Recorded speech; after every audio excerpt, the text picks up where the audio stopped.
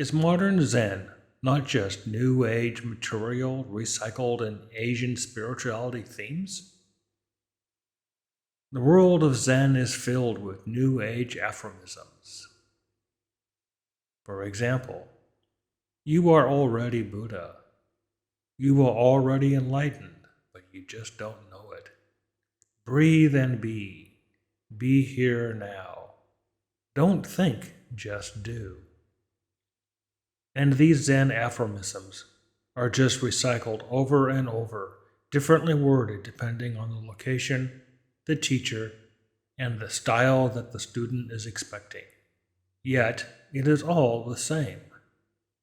Students are coaxed into the silent sitting, another New Age method, and where the student is told not to think, but to relax, to follow or count their breath, and to just let the thoughts come and go, likened to sitting at the side of a river, watching the water flow by. It all sounds so peaceful, and many claim that these mind techniques greatly help them. Yet, is it Zen? Is this really what Buddhism is all about? A lot of people see the formulaic sort of New Ageisms and the Pollyannisms that are being flaunted as Zen. So many people now turn to the recorded sayings and activities of Zen masters, all these books that they can buy on Amazon, attempting to find real Zen. However, they just seem to be finding more of the same. Eng Po, if you wish to understand, know that a sudden comprehension comes when the mind has been purged of all clutter, conceptual, and discriminatory thought activity. Those that seek the truth by the means of the intellect and learning only get further and further away from it. These are the sort of quotes that you find within a particular lineage of Chinese Chan. And many point to Foyan, Hang Po, Mazu as this lineage. All of this leads the student to feel that they are not only being sold something, but even worse, used in a way for a purpose that is not understood. Ask any Zen teacher about this, and they will answer you with, the answers are in Zazen. You need more time and practice. You need deeper practice and more commitment. You have too many doubts. Have faith in the teachings and the teacher. And my favorite, fake it till you make it.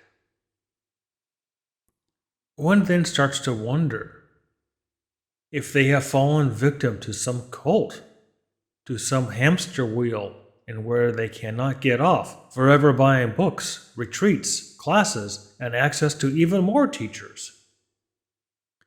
You start to ask yourself, how is this Zen? How is this what the Buddha taught? And you ask yourself, when nobody is around, did I miss something? Am I just too dumb to get it? What is so horribly wrong with me? Gaslighting is a form of psychological manipulation in which the abuser attempts to sow self-doubt and confusion in their victim's mind. In older terms, this is known as crazy making, and this is how cults operate at its very core level. The Zen movement has a long history of cults centered around Buddha gurus who traveled around China. For the Westerners, this is nearly inconceivable and unimaginable, given that we have very orderly religions and established hierarchies and government regulations. Yet, in medieval China, these countrywide roving cult masters were very common. The capitalism of spirituality turned Zen into a product to be sold. The Zen teachers behave like the self-help gurus and the hustle culture that we see in the MLM cults.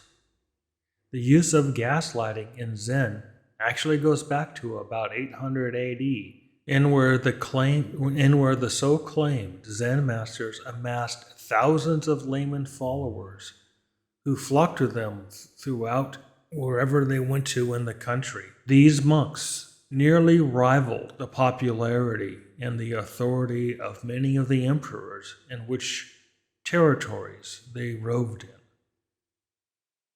And so, the emperors of these territories welcomed them, gave them literally the keys to the city.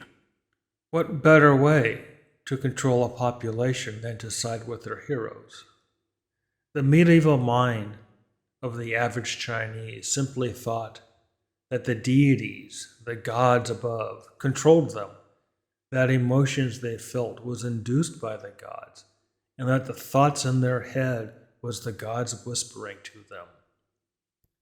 In the medieval world, your status at birth, your clan, dictated to what your station in this life would be.